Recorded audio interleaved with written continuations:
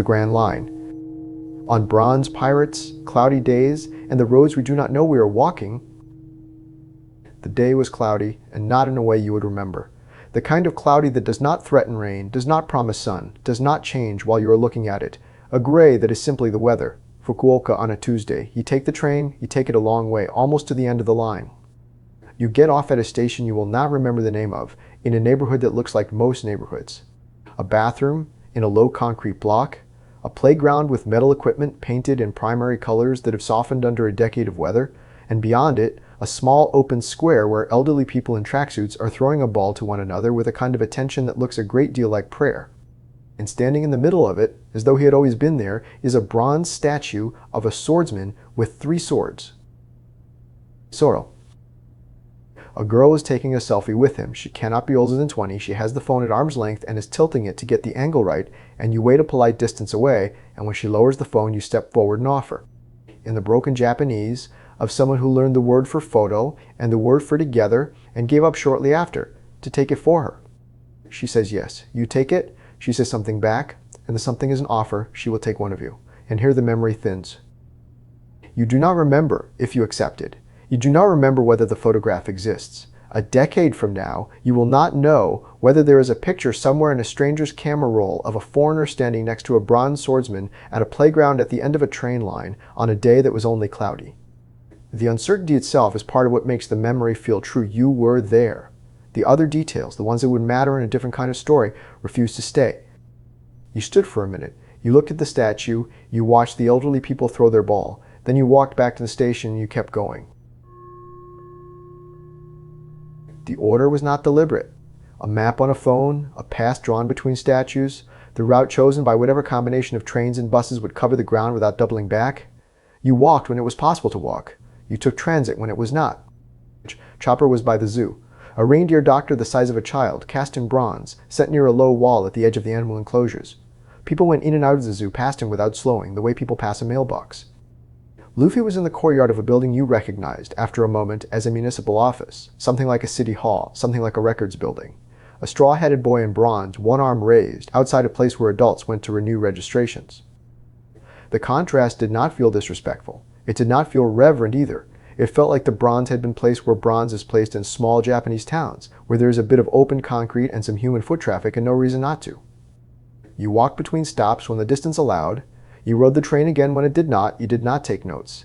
The afternoon passed in a pleasant, low-key way, and afternoon passes when you are a foreigner with nothing to do in a town you do not know. And in this, spoken plainly, not inflated, it was not silly. It was not even reverent. It was just a thing. You rode the train back to Fukuoka. You ate something. You slept.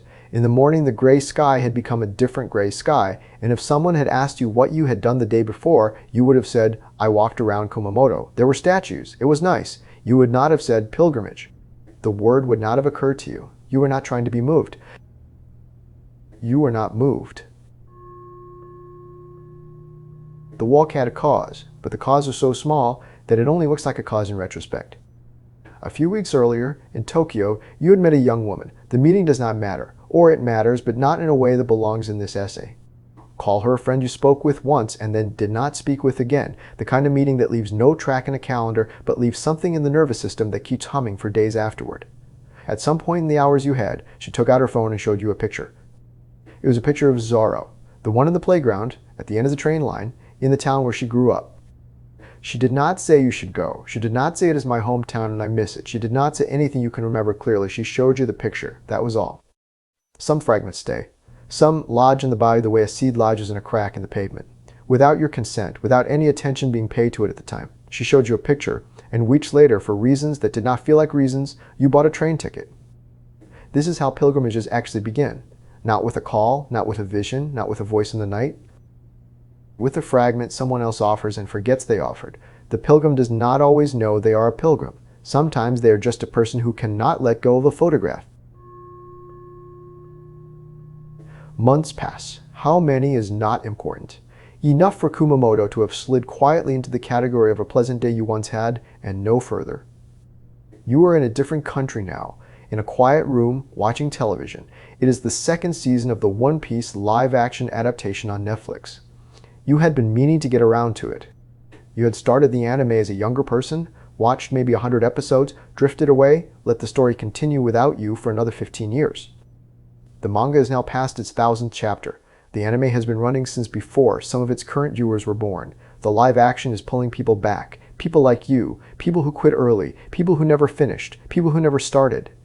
A whole drift class of viewers returning to a story they had misplaced and did not know they were missing.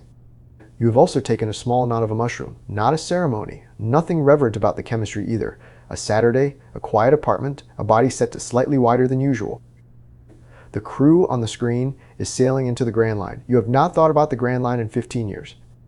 If you had to explain it to someone who has not given decades of their life to the story, the Grand Line is the ocean in the middle of the world of One Piece, the unmapped, unpredictable, dangerous stretch of sea where every pirate who wants the treasure has to go. The treasure is called the One Piece. It was left there by the previous Pirate King. Nobody knows what it is. Nobody's ever found it. The entire story, 1000 chapters, 28 years of weekly publication, is about sailing that ocean to find that thing.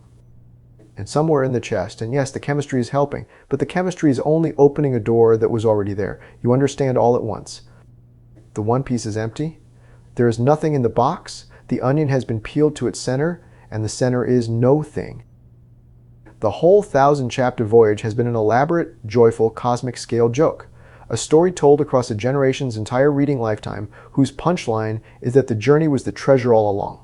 The crew, the scars, the laughter, the nakama, the bond that turns strangers on a ship into kin. The Grand Line itself. You thought you were reading a manga. The manga was reading you.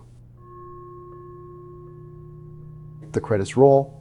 The apartment stays quiet. In the half hour that follows, a second thing begins to surface. One Piece is not a book. It is not a film. It is not a series. One binges on a weekend and then files away next to the other series. It is a text a person can spend their entire adult life with. The manga began in 1997. A 10-year-old who picked it up in its first year is nearly 40 now. They have followed the crew through first heartbreak, career choice, marriage, divorce, the death of parents, the birth of children. The text has been in their psyche through every stage of becoming a self. And whatever the text has been doing to them, it has been doing slowly, chapter by chapter, week by week, in the real time of an actual life. This used to be what Scripture did. The Gita is 700 verses. The Dhammapada is a single afternoon's reading. The Bible you can get through in a year if you are disciplined. These texts were never short, because shortness was spiritually superior. They were short because in the cultures that held them, a person was expected to return to the same small text again and again, across decades. The text is the same, the reader is not. This is what the contemplative traditions mean when they talk about the spiral, the return to the same point, but at a different elevation. One Piece solves the same problem in the opposite direction. Not a short text returned to many times, but a long text that unfolds at the speed of an actual life.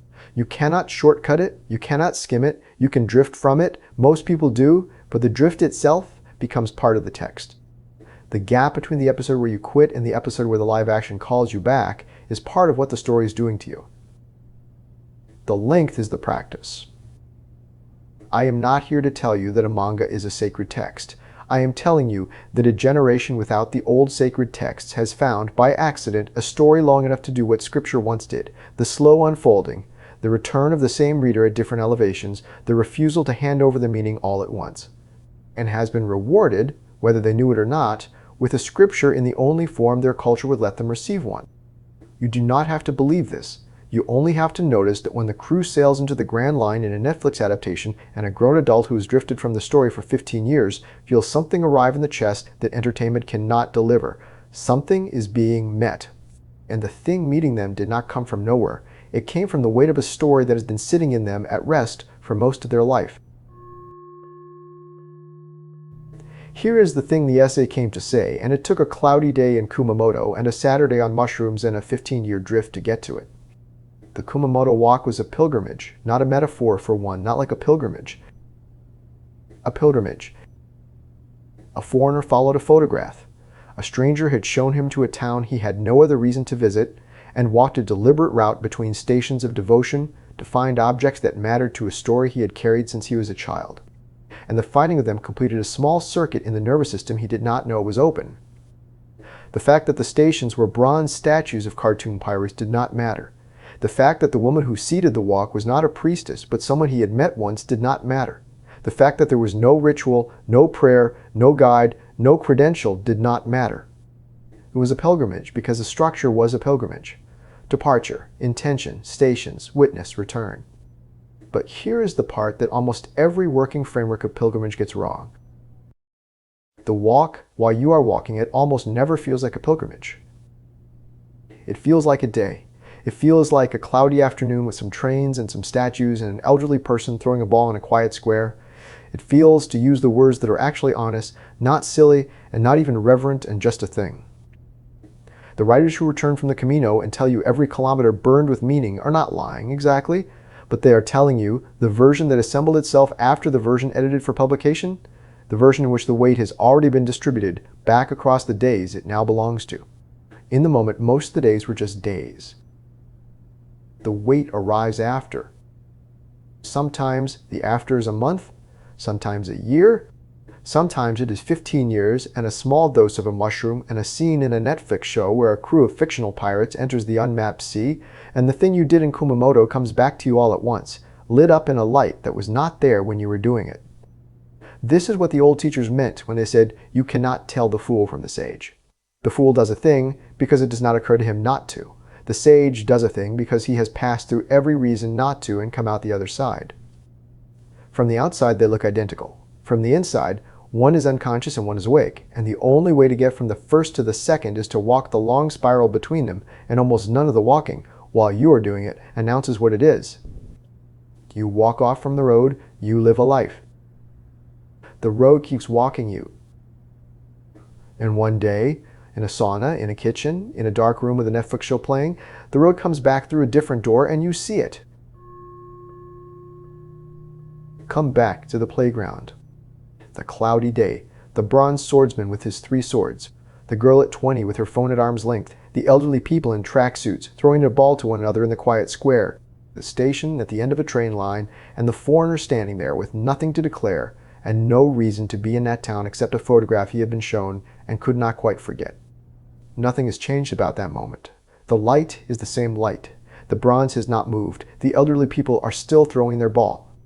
Or they have finished, gone home, left to die, but in the moment you are looking at now, they are still throwing it because the moment is held in the strange, timeless vault where unrecognized pilgrimages are kept until someone remembers to recognize them. What has changed is that you now know, sitting in an apartment, a continent and 15 years away, with the credits rolling on a show the younger you would have called nerdy and the older you has finally understood, is a scripture, that the cloudy day counted. That is the only word for it. Counted. The walks you took because someone showed you a photograph, the afternoons you spent wandering foreign cities with no thesis and no destination beyond it is nice to get to know a town, the years you spent with a story you eventually drifted away from, the book you half read at 20 and cannot stop thinking about at 35, the ordinary days that did not announce themselves and that you therefore did not take seriously.